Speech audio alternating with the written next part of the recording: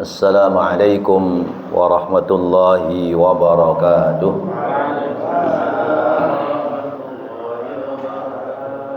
Bismillahirrahmanirrahim. Alhamdulillahi rabbil alamin. Wal 'aqibatu lil muttaqin wala 'udwana illa 'alal zalimin. Wassalatu wassalamu ala sayyidil mursalin sayyidina Muhammadin wa ala alihi wa sahbihi ajma'in. Amma ba'du, qala rabbi shrah li sadri wa yassir li amri wahlul 'uqdatam min lisani yafqahu qawli. Amin.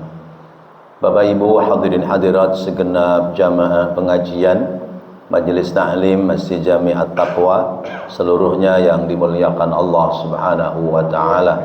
Para pencinta ilmu, ahli kebajikan, ahli ibadah, pengharap ridha serta barokah Allah, insyaallah calon-calon surganya Allah Subhanahu wa taala. Amin.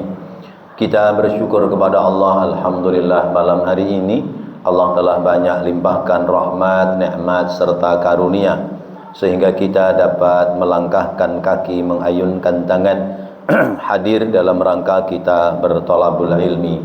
Semoga hadir kita, duduk kita di majlis ini serta seluruh amal ibadah kita senantiasa diterima oleh Allah Subhanahu wa taala. Amin ya rabbal alamin. Salawat teriring salam kita haturkan kepada junjungan kita baginda Nabi Muhammad sallallahu alaihi wasallam, para keluarga, para sahabat dan para pengikutnya sekalian.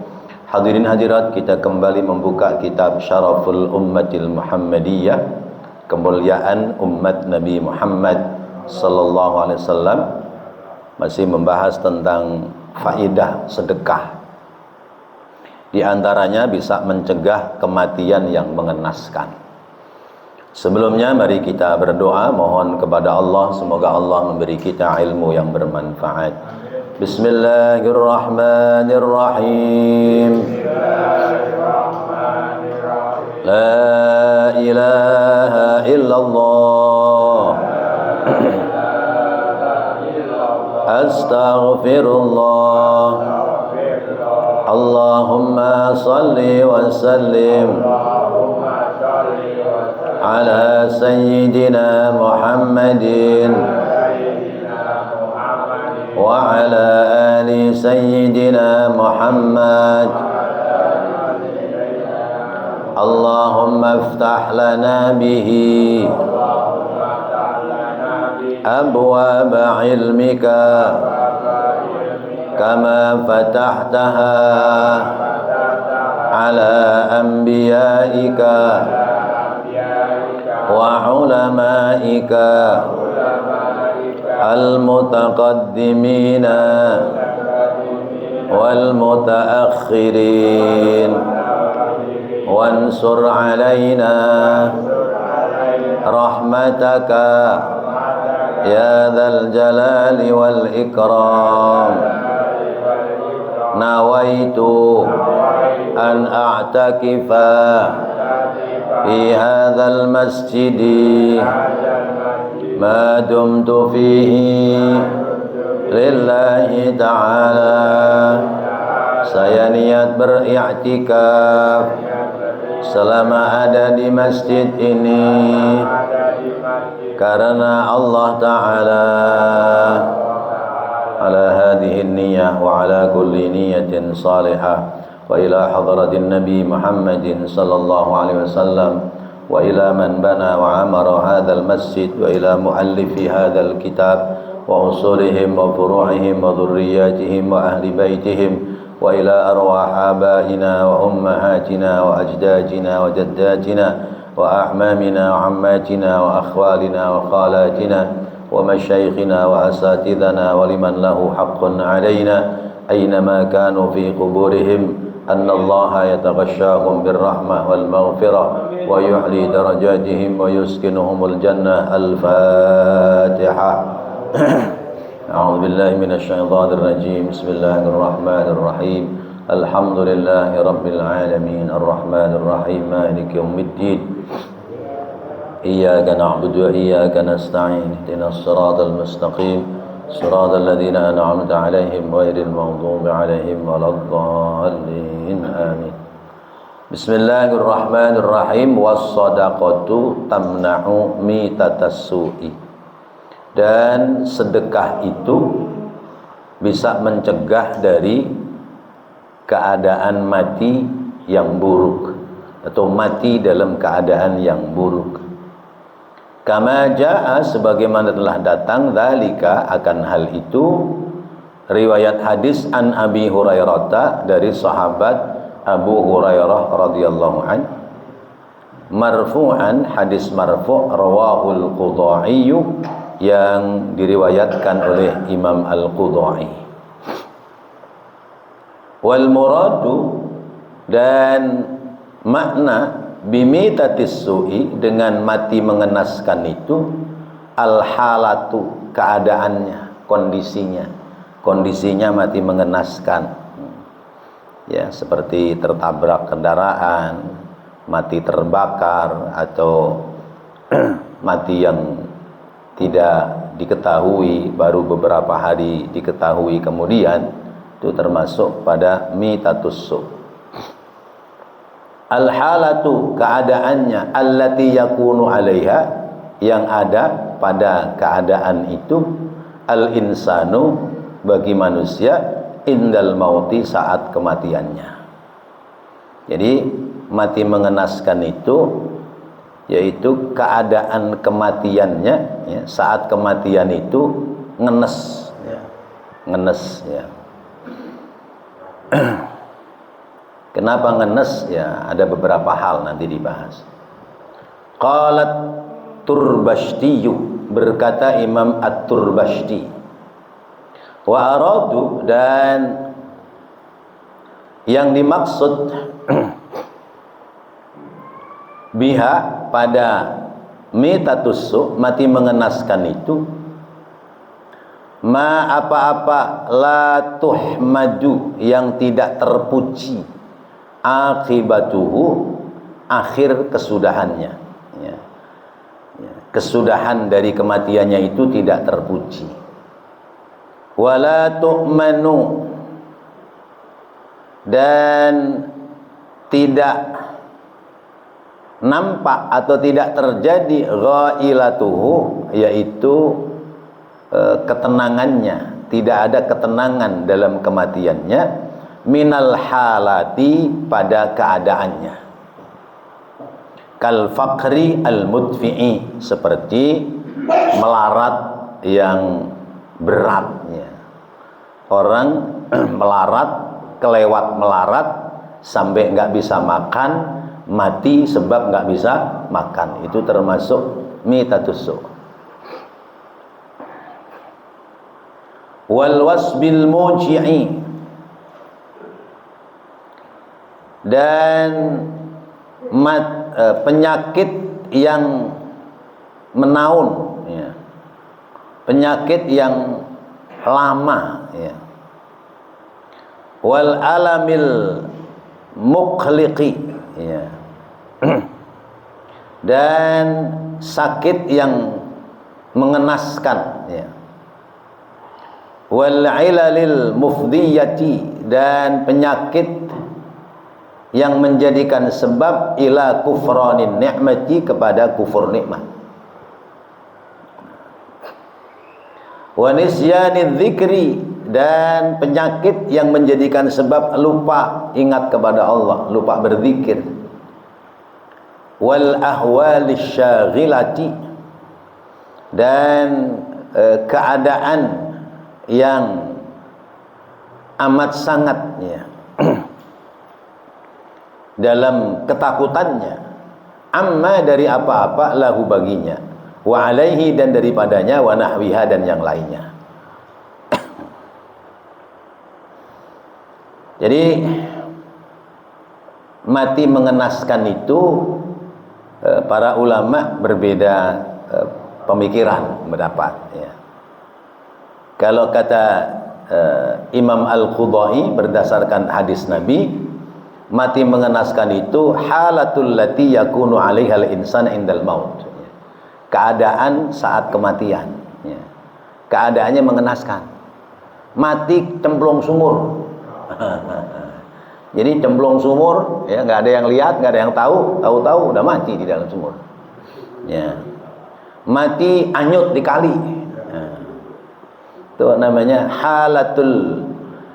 halatul insan indal maut. Ya, keadaan saat kematian. Mati lagi joget di panggung. Ya. Mati di atas perut perempuan nakal. Itu namanya mati mengenaskan. Ya. Mati kelindes truk. Nah, itu kata Imam Al-Qudai dalam keterangan hadis itu disebutnya adalah mitatus so. Menurut Imam Turbashti, mati yang tidak dalam terpuji, keadaannya tidak terpuji, ya, karena saking melaratnya nggak bisa makan, akhirnya mati kelaparan. Nah, itu juga mati mengenaskan, ya. Ada nggak di sekitar kita orang kelaparan sampai mati? Jarang, ya. Tempo hari di daerah mana itu, ya, yang bapaknya, emaknya meninggal, ya, tinggal anaknya doang, ya. Anaknya juga udah celong karena udah berminggu-minggu tidak makan, ya. Emaknya sementara sudah meninggal di tempat tidurnya, ya. Nah, itu kalau terjadi begitu tuh tetangganya pada dosa itu, ya. Dosa. Kenapa? Karena sudah karuan tahu tetangganya kelaparan, tapi tidak ada yang bantu. Sabda Rasulullah SAW, laisa minna man bata, ya, bukan termasuk umatku orang yang tidur malam, ya, batnuhu ja'iun, perutnya kenyang, ya, sementara tetangganya wajaruhu, ya, sementara tetangganya perutnya lapar. Tuh. Besok dituntut oleh malaikat, ya. Matamu kemana? Ya. Pikiranmu kemana? Punya tetangga hidupnya melarat, susah, sampai nggak makan, padahal kamu makanan banyak sampai kebuang-buang, kok nggak mau ngasih sama orang melarat, orang susah. Besok dituntut. Makanya ini menjadi tugas kita, terutama ya Pak RT, ya. Pak RT, Pak RW, terus apa itu yang bagian sensus penduduk itu, PPS, PPS-nya atau Darwisnya, ya. Dawis apa Darwis? Dawis, ya. Dasawisma. Itu jangan sekedar datang ke rumah orang lalu nengok kamar mandi ada nyamuk atau tidak. Lirik juga itu, pancinya lempeng apa jomplang. Tuh, ya. Lirik juga wajan penggorengannya anget apa adem. Tuh. Nah, kalau penggorengannya anget, ya, apa itu mejijirnya nyeblok, ya, oh berarti ada rezeki, ya. Tapi kalau mejijirnya nggak nyeblok, ya, penggorengannya jomplang, ya, wah ini nggak ada yang dimakan ini. Tugas kewajiban dawis, namanya dasa wisma. Tuh, laporin ke Pak RT, Pak RT lapor. Tuh, di gang sekian, ya, nomor rumah sekian, itu mejijirnya nggak nyeblok. Terus penggorengannya jomplang. Tuh, lapor Pak RT. Oke, kata Pak RT. Nanti kalau uang apa namanya itu operasional, operasional beliin beras. Data lagi yang mana lagi? Beliin beras. Operasional nggak cukup, gedor yang kaya-kaya sekitar kita. Gedor tuh yang kaya. Orang kaya, jangan pada pelit. Bagi-bagi itu rezeki sama tetangga kalian yang pada kesulitan. Nah, supaya bagus jadi fasilitasi oleh Pak RT-nya, oleh tokoh masyarakatnya. Nah, itu tugas kita begitu. Jangan sampai, ya, kita punya tetangga sampai kelaparan. Nah, kata Imam Turbashti, ya, mati mengenaskan itu ya mati kaliren, ya. Mati kelaparan, ya, tidak ada makanan. Atau penyakit yang menaun. Orang itu bertahun-tahun ya sakit. Jadi apa bahasa orang kita, jadi kembang tempat tidur. Ya. Balik sehat enggak, ya. Tanda-tanda kematian enggak, ya. Tapi makannya sudah susah, ya. Itu kata Imam Turbashti termasuk tanda-tanda mati mengenaskan. Ya. Atau penyakit yang mencemaskan, ya. Jadi orang ini cemas terus hawanya, ya. Kalau lagi tiduran itu dia bilang, tuh ada setan tuh di situ tuh, ada setan tuh, tolong usir setan, dia mau nerekam saya. Nah, itu penyakit yang mencemaskan, ya. Bawaannya cemas, ya. Ya. Bawaannya cemas, tidak ada keyakinan diri, tidak ada percaya diri. Itu penyakit tuh, penyakit bahaya itu. Kalau orang mati sebab penyakit cemas, itu bisa menyebabkan mati su'ul khotimah, ya, mati dalam buruk akhir perjalanan hidupnya. Atau penyakit-penyakit yang bisa menjadikan sebab kufur nikmat, ya. Itu juga namanya mati mengenaskan, ya. Orang itu tidak bisa syukur nikmat, ya. Namanya kufur nikmat, ya. Udah dikasih nikmat, dikasih rezeki berlimpah dan sebagainya, tidak untuk ibadah tapi buat maksiat, ya. Terus kemaksiatan berjalan, ya. Atau dia mengambil hak-hak orang lain yang tidak pada batas diperbolehkan, ya. Itu bisa menjadikan sebab matinya mengenaskan. Orang mau mati takut dosa dia yang dilakukan sebegitu banyak pada orang lain. Bagaimana tuh kira-kira tuh? Ya. Kalau dia bisa lari, mau lari pindah ke dunia lain di luar alam dunia, karena saking banyak dosanya sama orang-orang di alam dunia. Itu bisa kufur nikmat. Lupa zikir, ya. Banyak mikir jadi lupa zikir, ya. Mikir mulu, bengong mulu, ya. Mikir, bengong, ya. Ya, badan ada di pengajian tapi pikirannya nggak tahu kemana, misalnya begitu, ya. Ya, yang dipikirin nggak jelas gitu. Nah, itu bahaya. Karena orang yang seperti itu mudah kena godaan setan, ya. Mudah kena godaan setan. Jadi labil, ya, tidak stabil dalam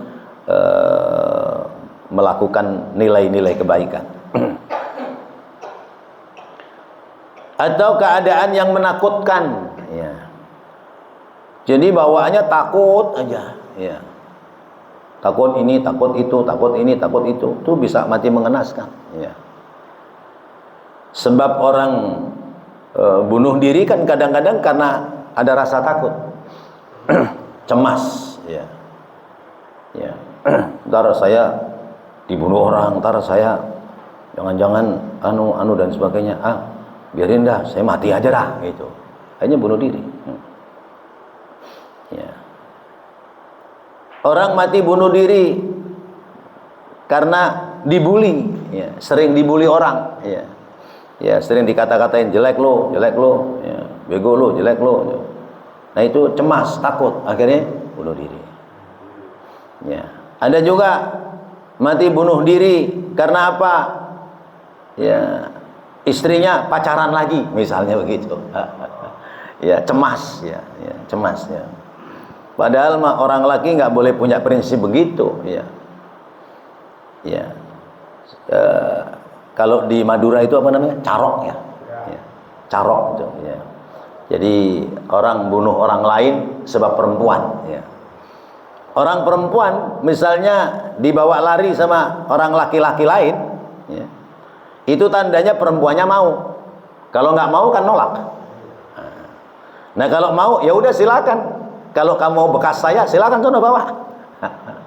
Iya, saya mau nyari lagi yang masih orisinil. Nah, gitu aja. Yang orisinil juga banyak. Iya. Kamu sih maunya bekas saya. Itu bekas saya udah habis nama saya. Sono udah ambil. Ya ngapain dibela-belain? Ya sampai bacok-bacokan. Ya. Ya, udah, ambil silahkan. Ya.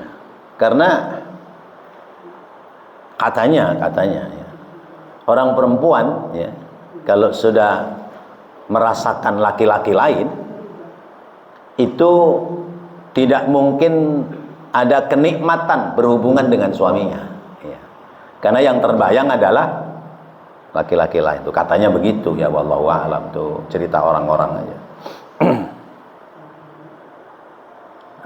Nah itu kecemasan ya, kecemasan dalam hidup sampai membawa bunuh diri.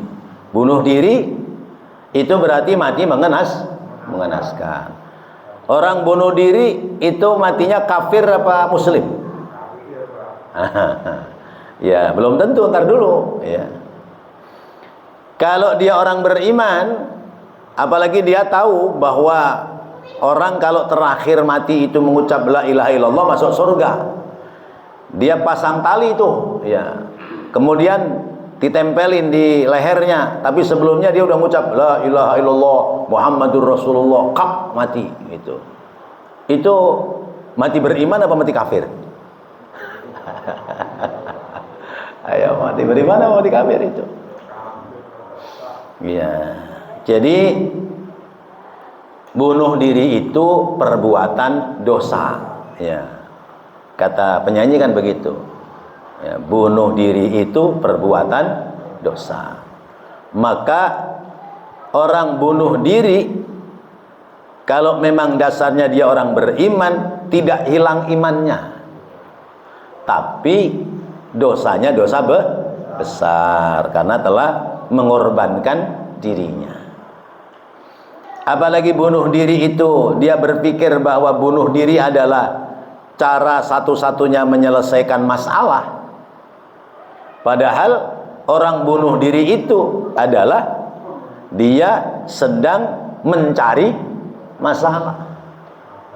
Cari masalah di alam berikutnya. Selesai masalah di alam dunia, tapi dia sedang ya membangun masalah baru di alam berikutnya, alam kubur, alam barzah ya. Jadi bunuh diri dosa ya. Tapi tidak menghilangkan iman. Maka kalau kita diundang mensolatkan jenazah orang yang bunuh diri, datang aja, solatin aja ya. Ya, saya ingat guru saya diundang, jadi ada anak santri perempuan ya. Santri perempuan itu pulang mondok, pacarnya udah nikah, rupanya dia putus asa ya. Gantung diri ya, meninggal dunia ya. Padahal laki-laki lain masih banyak. Apa istilahnya? Dunia tidak selebar daun kelon. Daun kelon kecil-kecil segini ya. Iya. Ya. Bunuh diri. Guru diundang, suruh mensolatkan, suruh imamin malah. Ya udah, imamin, sholat sebagaimana mestinya. Sudah selesai diminta sambutan, kalimatnya apa? Bapak-bapak dan saudara-saudara, mudah-mudahan almarhum ini diampuni oleh Allah Subhanahu wa taala. Udah cuman itu doang kalimatnya. Semoga diampuni oleh Allah. Artinya bahwa dia tetap sebagai muslim dan boleh jadi tetap ada iman dalam dirinya, tetapi pikiran yang pendek ya, hati yang tidak tenang ya, lalu kemudian ketebalan iman yang tipis menjadikan sebab dia ngambil jalan pintas bunuh diri. Itu termasuk mati dalam mengenaskan. Wa qala At-Tayyibi, berkata Imam At-Tayyibi, al-ula yang utama, ayyahmila mautas su'i ala su'il khatimati, mengandung makna bahwa mati mengenaskan itu mati dalam su'ul khatimah. Kalau su'ul khatimah berarti tidak membawa iman.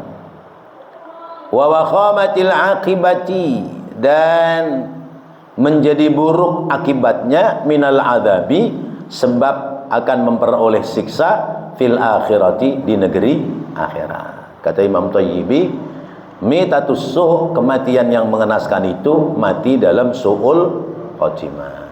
Orang Islam ya, karena hidup susah, diajak oleh orang lain, akhirnya dikasih fasilitas dalam hidup, akhirnya pindah sama agama lain ya.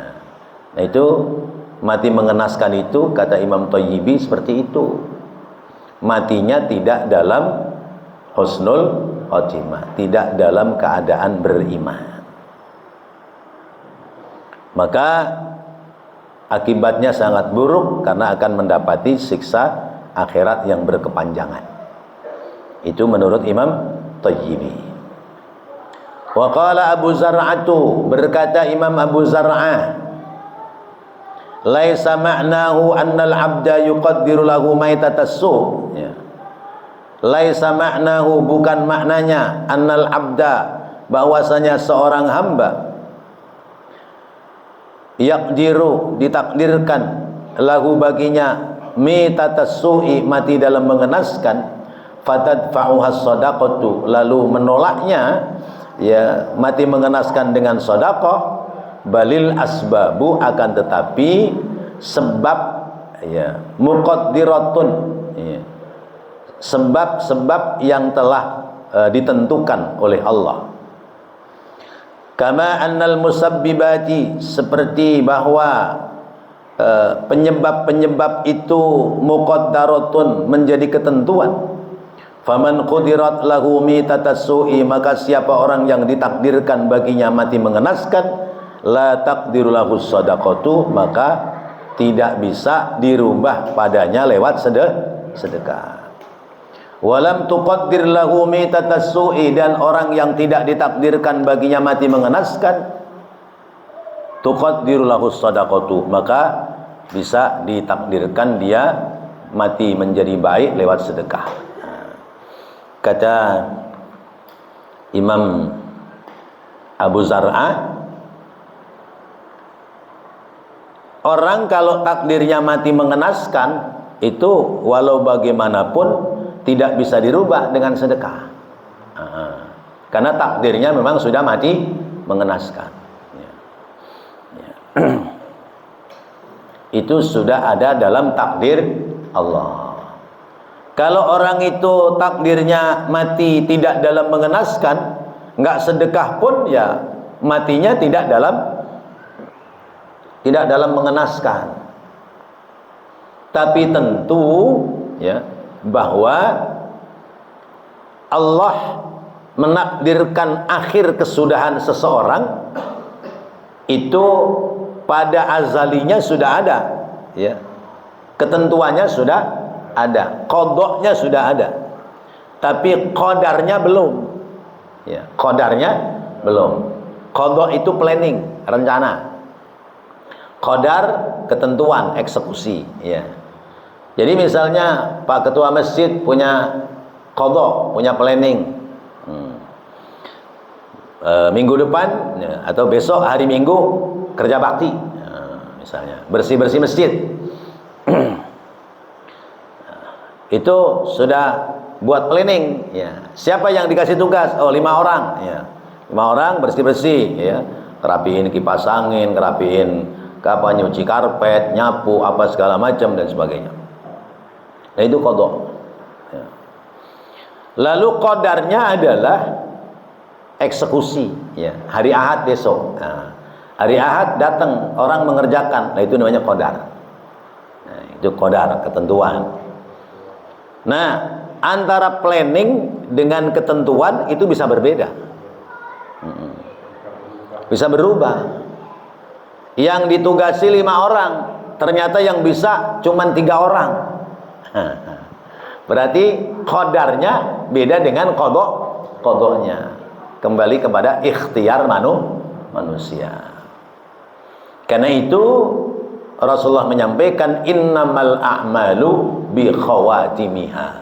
Sesungguhnya amal perbuatan itu tergantung terakhirnya. Kalau terakhirnya baik, ya udah, berarti ketentuannya baik. Kalau terakhirnya buruk, maka berarti dia ada pada posisi yang buruk. Sementara terakhir itu tergantung kebiasaannya. Benar nggak? Terakhir itu tergantung kebiasaannya. Kalau kebiasaannya baik, ya insya Allah terakhirnya baik. Orang kebiasaannya baca Quran, meninggal dunia sedang baca Quran. Orang kebiasaannya tukang azan, meninggal dunianya ya rapi azan. Tuh di YouTube kan ada itu ya. Allahu Akbar, la ilaha illallah. Blok meninggal ya. Itu kan tergantung kebiasaan. Maka bagaimana kita menyiapkan terakhir kita supaya baik, kita harus membiasakan hal-hal yang baik. Ya ada sih ya, yang kebiasaannya tidak baik tapi terakhirnya baik, ya ada. Itu semua atas iradah Allah ya. Orang nggak pernah jalan ngaji ya, tumben diajak ngaji sama temennya mau ya. Ya giliran ngaji ya, duduk nyender matanya merem ya. Ada nisa orang-orang udah pada bangun, dia mesti nyenderannya merem ya. Digorok-gorok, pak bangun pak, udah isya, ambruk meninggal dunia. Nah, padahal baru sekali-sekalinya ngaji itu ya, berarti terakhirnya baik. Orang biasa berbuat baik ya, 5 waktu ke masjid terus ya, ngaji nggak pernah ditinggal ya. Keluar sono bundaran Selipi ada perempuan cantik godain dia ya. Bang, ayo bang kita nginep di hotel, saya yang bayarin. Nah, ya namanya si abang ini ganteng kali gitu ya. Ya. Akhirnya mau nurut. Di situ ajalnya nggak ada, meninggal dunia sedang seneng-seneng dengan perempuan. Tuh terakhirnya, biar kata jalannya tadi baik. Maka hati-hati dan waspada ya, terutama ya kita yang sudah di usia uzur ya. Yang sudah di usia uzur itu semacam aja dah, jangan pada macam-macam. Semacam itu ya rumah masjid, masjid rumah, rumah masjid, masjid rumah gitu ya. Kalau ada kegiatan lain yang kita ada rezeki ya ikut, kalau nggak ada ya bantu doa, udah gitu aja dah ya. Ya. Misalnya kan ada jamaah kita sakit, ayo patungan, siapa yang mau ikut patungan? Yo. Ya, ada ngasih patungan, ada yang 20.000, 50.000, ya ada yang sekian gitu. Ya Allah saya lagi nggak ada rezeki nih, udah saya nitip doa aja dah, misalnya gitu. Itu nggak apa-apa begitu. Ya. Itu tetap pada posisi jaringan-jaringan kebaikan. Jadi hati-hati dan waspada, jangan sampai kita dibelokkan ya oleh setan. Karena setan itu membelokkannya gampang. Jadi mati mengenaskan, kalau kata Imam siapa tadi? Abu Zar'ah, ya udah nggak bisa dirubah-rubah, orang itu sudah ketentuan Allah ya. Tapi terkait dengan hadis ini terus bagaimana? Apa maknanya? As-shadaqatu tadfa'u mitatus su. Sedekah itu bisa ya menolak kematian yang mengenaskan.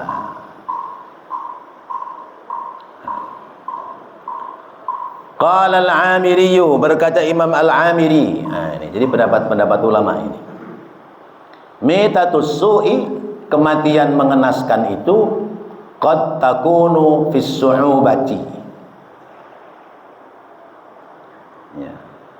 Kadang-kadang terjadi karena sebab su'ubah ya.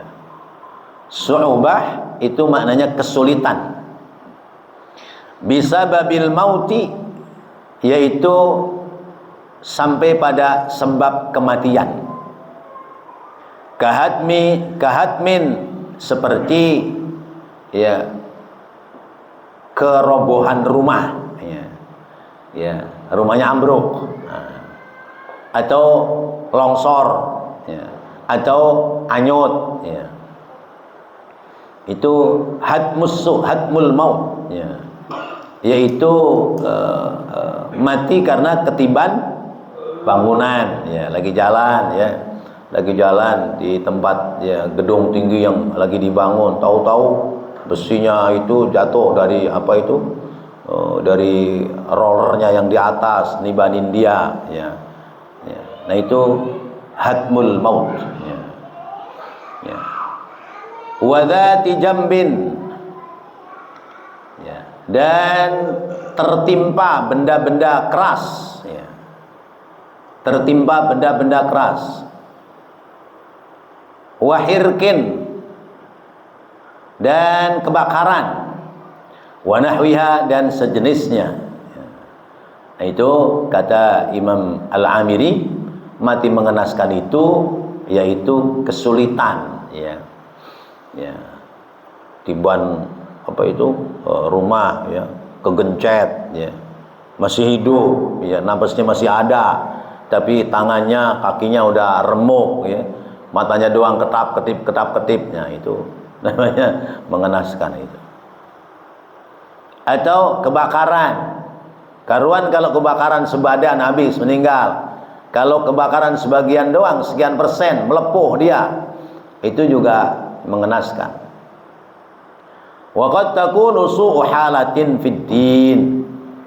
Tapi ada pula orang yang menyebutkan bahwa mati mengenaskan itu diantaranya adalah su'u halatin fid din, ya, buruk keadaannya dalam beragama, ya.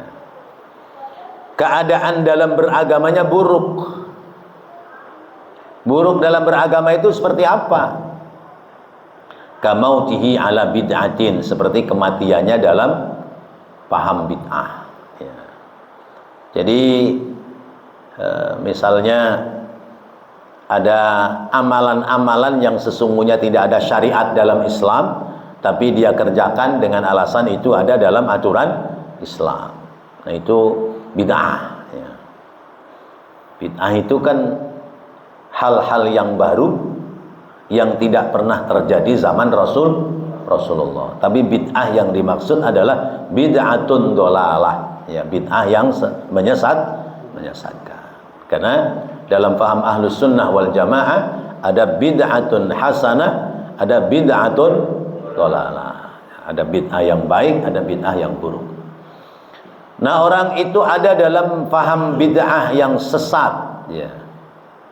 Au syakin, atau orang itu ragu-ragu tentang zat Allah, ya. Orang itu yakin adanya Allah, tapi Allah itu di mana? Terus Allah itu kayak apa? Ya. Terus bagaimana? Misalnya Allah berfirman, Allah berarti punya lisan. Lisan Allah itu kayak apa? Itu. Allah menciptakan, berarti kan menggunakan tangan. Lalu bagaimana tangan Allah itu? Nah itu namanya syak. Ya, ragu-ragu tentang adanya Allah Subhanahu wa taala. Hati-hati kita, ya. Jangan sampai ada keraguan tentang zat Allah. Kan pernah kita pelajari, ya. Aina Allah, di mana Allah berada? Apa jawabnya? Lupa ada, ya. Aina Allah, di mana Allah berada? Allahu la kana wa la makan. Allah tidak menempati tempat. Allah tidak butuh waktu, karena tempat dan waktu itu makhluk Allah. Sementara Allah itu qiyamuhu binafsihi. Allah itu berdiri sendiri, tidak butuh kepada makhluk. Aina Allah? Allahu la kana wa la makan. Allah tidak menempati tempat. Lalu di mana? Ya, dimanapun ada Allah. Di mana saja pasti ada Allah. Fa aina ma tuwallu fasamma wajhullah. Kemana saja kamu berpaling, maka di situ ada Allah. Kita melihat bulan, keindahan bulan, di situ ada Allah. Kita melihat matahari, di situ ada Allah. Kita melihat bangunan, di situ ada Allah. Kita melihat pohonan, di situ ada Allah. Karena semua itu dalam kuasa Allah. Jadi jangan pernah ragu tentang adanya Allah, karena itu bisa jadi bagian dari penyebab mati yang mengenaskan.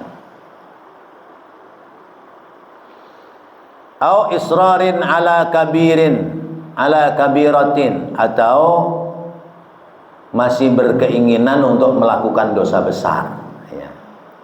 Umur sudah tua, ya. Karena dulu waktu masih muda pernah begini begitu begono, ya. Begini begitu begono, ya, udah semua dikerjakan, ya. Di hari tua tiba-tiba, ya, dapat hadiah undian, ya, 1 miliar misalnya, ya, 1 miliar. Lalu keinginan seperti masa muda dulu muncul lagi. Wah, ini duit banyak nih, kalau buat anu boleh nih, buat ini boleh nih, buat anu boleh dah. Ya, padahal ya umur sudah tua, ya.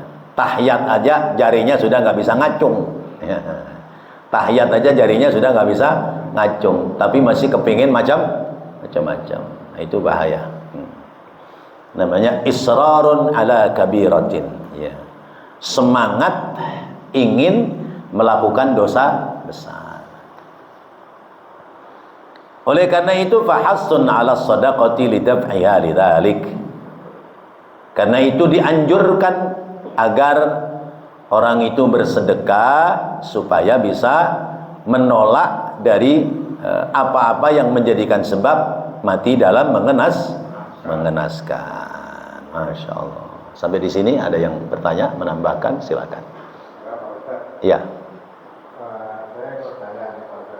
Ini kadang-kadang kalau saya masih bingung, kalau dari Jakarta ke Jawa bisa dipotong dalam perjalanan, tapi kalau dari Jawa ke Jakarta dalam perjalanan, kalau di KM 100 itu kan nggak ada rest area, masuk maghrib, begitu dapat masuk maghribnya dapatnya di 70 di KP. Apakah itu harus dikodo sama isanya maghribnya, gimana menurut saya? Itu berarti sholat safar, ya, sholat dalam perjalanan. Jakarta Pekalongan, ya, Pekalongan Jakarta, ya. Ketika kita pergi Jakarta Pekalongan, jangankan Pekalongan, Cirebon aja sudah bisa kita menjamak, ya. Karena sebagian besar ulama menyebutkan kurang lebih 80 km, ya. Jadi misalnya kita berangkat dari Jakarta, jam berapa berangkat? Pagi. Pagi jam 8. Masuk waktu zuhur di Indramayu misalnya, ya, contoh saja. Indramayu. Lalu kita sholat zuhur tamam boleh, jamak boleh. Ya. Kalau kita mau menjamak, ya, biasanya langsung qashar, jamak qashar, ya. Jamak qashar bisa jamak saja, bisa sambil diqashar. Di jamak itu cuma dikumpulkan zuhur dengan asar, ya, asar dengan zuhur, atau maghrib dengan isya, isya dengan maghrib. Kalau asar dibawa ke zuhur namanya jamak takdim, kalau zuhur dibawa ke asar namanya jamak takhir. Ya sudahlah, saya jamak takdim aja. Tuh, sholat dia tuh zuhur 4 rakaat diringkas jadi 2, sholat lagi asar 4 rakaat diringkas jadi 2. Udah jalan sampai di Pekalongan jam 4 sore. Ya, sholat lagi nggak? Sholat asar nggak? Lah ngapain sholat? Orang udah sholat. Iya, kan sudah dijamak. Iya. Karena sudah dijamak, sekalipun sampai pada tempatnya waktunya masih ada, boleh tidak sholat, karena sudah selesai. Itu, ya, itu namanya menjamak. Misalnya, nanti sahabat saya jamak takhir dah. Ya. Jadi zuhur di Indramayu, ya, nggak berhenti. Ya, bablas sampai Pekalongan jam 4 sore. Maka berarti zuhur ditarik ke asar. Saya sholat asar 4 rakaat jadi 2, kemudian zuhur 4 rakaat jadi 2. Gitu. Kalau kita ke Pekalongan namanya musafir. Tapi kalau ke Jakarta, ya, musafir yang kembali pulang. Karena itu kalau sudah sampai rumah, kita nggak boleh jamak qashar lagi. Misalnya dari Pekalongan, ya, berangkat, ya, sebut saja maghrib, ya, maghrib sama isya kita laksanakan sholat ketika kita sudah keluar dari rumah, ya, masih kita musafir itu, ya. Ya. Jadi tidak dikerjakan di rumah kalau memang kita asli orang situ. Tapi kalau kita musafir boleh. Karena waktunya sempit, ya, maghrib belum sempat udah naik, ya, kemudian isya, ya, isya itu sampai di Jakarta jam 2 malam, ya. Nah itu kita mengerjakannya sholat maghrib dengan isya jangan di rumah kita. Kalau sudah sampai rumah, namanya musafir kita sudah selesai. Lalu bagaimana kalau sudah selesai? Mengqadha. Maghrib diqadha, isya masih ada waktu dikerjakan. Tapi kalau mengerjakannya rest area terakhir sebelum masuk tol dalam kota, di situ menjamak qashar maghrib sama isya boleh. Begitu, ya. Ini tadi yang ditanya sekitar itu. Masalahnya kan dari itu sudah mendekati Jakarta Cikampek cuma 70 kilo. Itu boleh? Jakarta Cikampek, ya, 70 kilo. Sudah boleh menjamak apa belum? Enggak, maksudnya dari Jawa kalau dari sini kan perbatasannya cuma Subang. Subang 100 kilo. Arah baliknya yang dimaksud arah baliknya. Jadi hitungannya tetap dari berangkat kita. Iya, dari Pekalongannya, bukan dari Cikampeknya ke Jakarta. Iya. Jadi sholat kita mau di Cikampek, mau di Bekasi, mau di Tambun, mau di Tenabang, situ masih boleh. Yang penting belum sampai rumah. Kalau udah sampai rumah, itu namanya qadha, maghribnya di qadha, isyanya masih tamam. Demikian, ya. Wallahu a'lam bissawab. Mudah-mudahan menjadi ilmu yang bermanfaat. Amin ya rabbal alamin. ربنا تقبل منا إنك أنت السميع العليم وتب علينا إنك أنت التواب الرحيم رب اغفر وارحم وأنت خير الراحمين وصلى الله على سيدنا محمد وعلى آله وصحبه وسلم والحمد لله رب العالمين والسلام عليكم ورحمة الله وبركاته.